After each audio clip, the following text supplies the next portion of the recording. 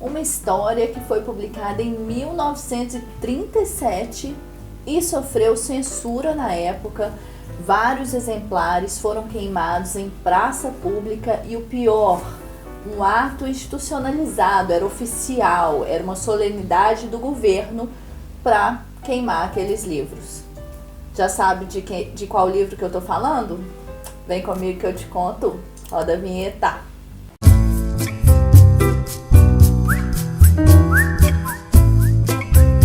Olá, meus amores! Sejam muito bem-vindos aqui no canal Livros da Bela. E hoje é um dia muito especial, é um vídeo muito especial, porque a gente vai falar de uma história incrível. Eu terminei de ler esse livro no finalzinho de 2019 e vou trazer para vocês as minhas impressões. É um livro assim maravilhoso e que com certeza se tornou um dos favoritos da minha vida. Eu tô falando então desse livro aqui, Capitães da Areia, de Jorge Amado. Bom, mas antes da gente começar esse vídeo mesmo, a conversar de fato sobre essa história, eu gostaria de pedir para você que é novo por aqui, se inscrever no canal, ativar o sininho para você receber as notificações de todo o conteúdo que eu postar e vir comigo, seguir aí nessa caminhada comigo, seguir esse ano de 2020 comigo, para a gente ficar bem junto falando do que a gente mais gosta, que são as leituras. E gostaria de falar também da minha lista de transmissão de WhatsApp. Caso você tenha interesse em participar, eu vou deixar aqui na telinha o número do WhatsApp e também no box de descrição o link para você fazer parte aí desse universo de livreiros que a gente está construindo. Cada dia tem mais e mais e mais, eu fico muito feliz com isso. E quem já conhece o canal sabe que o vídeo vai ser super legal. Já deixe o seu curtir, porque isso ajuda muito o crescimento aqui do canal. E compartilhe com os amigos que você sabe que vão gostar de ouvir um pouquinho sobre essa história incrível que eu vou falar para vocês. Bom, como eu disse, esse amontoado de montão de coisa escrita aqui, ele foi publicado em 1937, sofreu censura, a gente estava vivendo uma ditadura na época e foi queimado em praça pública. E é um livro incrível que trata assim a infância perdida, né, de muitas crianças da Bahia, que são os Capitães da Areia, de uma forma assim que coloca a gente tão inserido nesse universo que encanta a gente e faz a gente sofrer muito. Bom, isso me faz pensar, obviamente, que essa história aqui, que foi escrita há mais de 80 anos, ela se torna assim, na verdade ela continua sendo extremamente atual. Um momento que a gente tá aí caminhando junto, eu não posso nem dizer flertando, pois a gente já tá caminhando junto aí com uma censura. Então é importante a gente trazer esses temas à tona, conversar sobre eles, para a gente refletir mesmo. Recentemente a gente viu aí, né, algumas tentativas de censura mesmo, seja em HQs, em obras de arte, seja em filmes, especiais de Natal. A gente vê isso tudo acontecer e a gente jamais pode ficar contra a expressão artística, né? Então a gente tem que ligar o alerta aí sempre que isso acontece, porque a gente jamais pode pensar naquele universo distópico de Fahrenheit 451 como uma alternativa. Não, aquilo é censura, aquilo não pode acontecer e nós não podemos deixar. Bom, nós somos adoradores aí da arte, adoradores da literatura, então nós vamos conversar um pouquinho sobre essa aqui, que é Capitães da Areia. Esse livro, então, ele foi publicado no momento que era mais ou menos a segunda metade da escola modernista e a primeira metade da obra aí de Jorge Amado. A gente pode dizer que é uma literatura panfletária, uma literatura com denuncismos, né? Que na verdade, essa obra denuncia, é uma forte crítica social, e é exatamente isso que me fez apaixonar por essa história, porque vai contar a história de várias crianças que sim, elas são frutos da sociedade, são frutos daquilo que elas vivem. Sim, elas são vítimas de uma sociedade excludente, uma sociedade então que de alguma forma abandonou essas crianças, né, de formas diferentes. Cada criança aqui vai ter uma história e muitas delas desde o nascimento. E aqui o abandono eu estou levando em consideração como abandono também aquelas crianças que fugiram dos lares, porque fugiram de violência, fugiram de maus tratos dos seus tutores. Então, de alguma forma, isso se enquadra em abandono. E aqui a gente vai ver como as ruas são as grandes escolas dessas crianças, né? Que dormem no chão gelado, que não têm roupas adequadas, muitas não têm nem sapato para colocar. A gente vê como isso tudo ensinou para essas crianças, e são crianças que absorvem, cada qual à sua maneira, tudo isso elas inserem para dentro de uma forma a odiar, porque elas se sentem odiadas pela sociedade, elas se sentem excluídas pela sociedade, e aquele sentimento vai sendo nutrido ali. São crianças que não têm afeto nenhum. Na verdade, elas conseguem formar aquela comunidade dos Capitães da Areia, e ali existe afeto, ali existe regra, ali existe ética, ali existe companheirismo. É ali que eles voltam, né, para dormir depois de um dia de muitas vezes de vários crimes, de vários delitos, de roubo, assalto. Então eles eram inclusive contratados por outras pessoas para cometer algum delito. Eles se tornaram especialistas nisso. Crianças, gente, de 8 a 16 anos. Então, assim, é uma realidade doída, é uma realidade triste, e que eu confesso que, assim, desde o primeiro momento eu não consegui sentir raiva de nenhum deles. Eu sentia pena, vontade de colocar no colo e criar, sabe? Vontade de dar um norte para a vida. Ai, assim, é um livro muito bonito e muito dolorido. E aquilo, na verdade, esses crimes, esses delitos que eles cometiam para se alimentar. Eles precisavam comer, né? A gente precisa comer para viver. Eles não tinham um teto, assim, para morar. Eles tinham o trapiche que eles falam, mas, assim, é muito precário. A vida deles era muito precária. Então, isso era uma forma mesmo deles viverem, aliás, deles sobreviverem.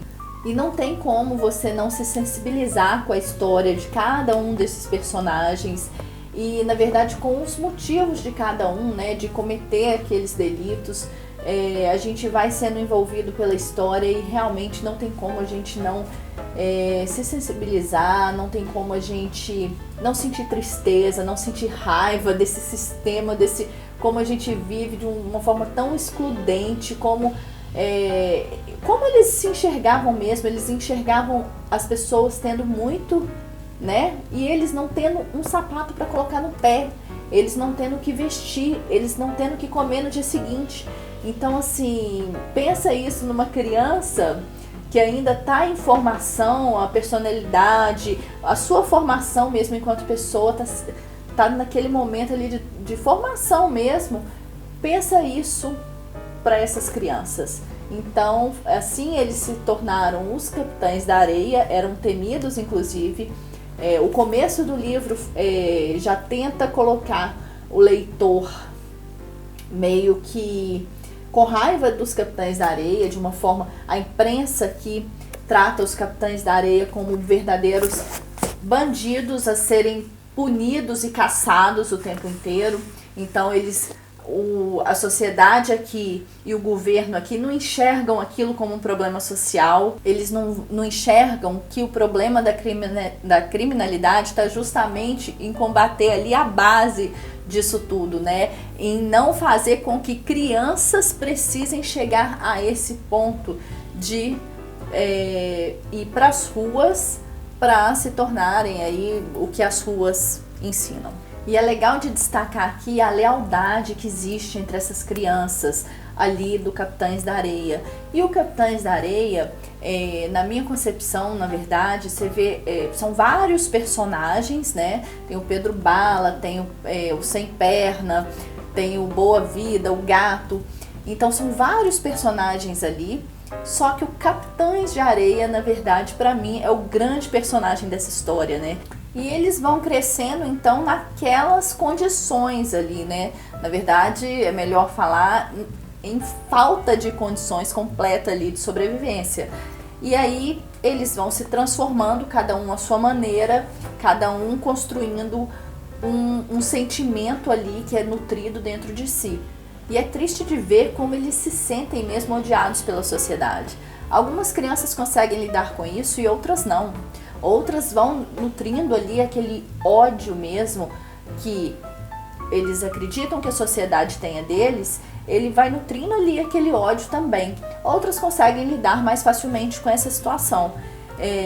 A gente tem um personagem que tem vocação para ser padre, a gente tem outro personagem que é o malandro ali dessa história, tem o personagem que é o mais agressivo e tem também o personagem que é o líder ali do Capitães de Areias, que é o Pedro Bala, que é, lindo.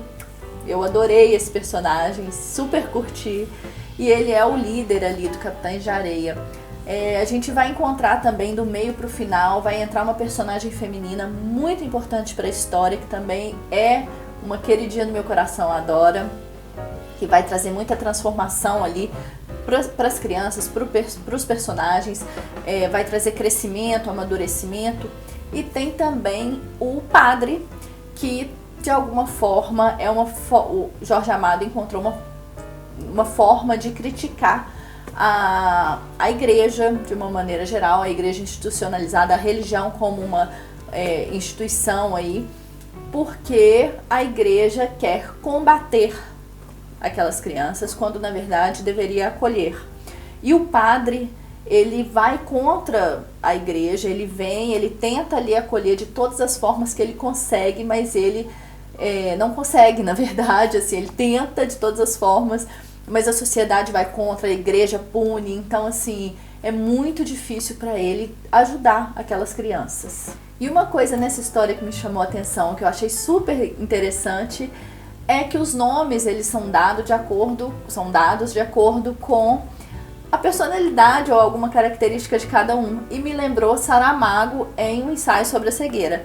Na verdade, as histórias não têm nada a ver, apesar de ambas serem fortes críticas ali dos autores, mas me chamou a atenção aí as nomenclaturas que os autores, né, identificaram aí para os seus personagens. Ensaio sobre a Cegueira, eu já fiz resenha aqui pro canal, vou deixar nos cards para quem quiser assistir. Enfim, gente, esse é um livro que eu posso dizer que me destruiu, me deixou chorando por vários momentos. Alguns momentos eu fechei o livro e falei assim, não quero ler agora, eu preciso assim me recuperar disso. Mas é um livro assim que se tornou um dos favoritos da minha vida. A escrita do Jorge Amado, eu estou completamente apaixonado por ela. Estou querendo ler todos os livros dele. E depois dessa leitura, eu desafio alguém que consiga passar por uma criança de rua hoje, tão comum aí nas grandes cidades brasileiras, né? Passar por uma criança de rua e não se sensibilizar e se sentir da mesma maneira de antes da leitura. É um livro reflexivo que nos põe para pensar. E a gente vai ver que cada personagem aqui contado, que a gente vai acompanhando desde o início dessa história, cada um vai ter um destino, vai seguir um caminho, né? Vai ter ali uma trajetória que a gente vai acompanhar. E isso a gente vai vendo que cada trajetória faz todo sentido de acordo com o que a gente já leu daquele personagem. É um livro incrível que eu super recomendo, né? Quem não tiver lido ainda, super recomendo. É um clássico da literatura brasileira. Então, e é uma leitura necessária ainda nos dias de hoje. Então, vale super a pena, tá super indicado aí pra vocês. Eu queria saber de vocês, quem já leu, deixa aqui nos comentários aí se vocês concordam aí com a minha percepção. E também me indiquem os próximos livros de Jorge Amado que vocês acham que eu deva ler. Deixa aqui então para eu poder fazer uma listinha aí de leituras prioritárias de Jorge Amado, que eu quero muito conhecer a obra desse escritor incrível. Se você gostou desse vídeo, já deixa o seu like aqui. Como eu disse antes, isso é muito importante aqui para o crescimento do canal. Então eu conto com o seu curtir. E vou deixar o link do livro aqui no box de descrição, caso você queira adquirir. adquira aqui pelo meu link da Amazon, que é uma forma que você tem de contribuir aqui com o canal. Você não paga nada mais por isso, mas vem uma pequena comissão pro canal. Combinado? Olha, muito obrigada por você ter ficado até aqui no vídeo comigo. Eu acho que ele ficou um pouquinho mais extenso do que eu planejava. Um grande beijo e até o próximo!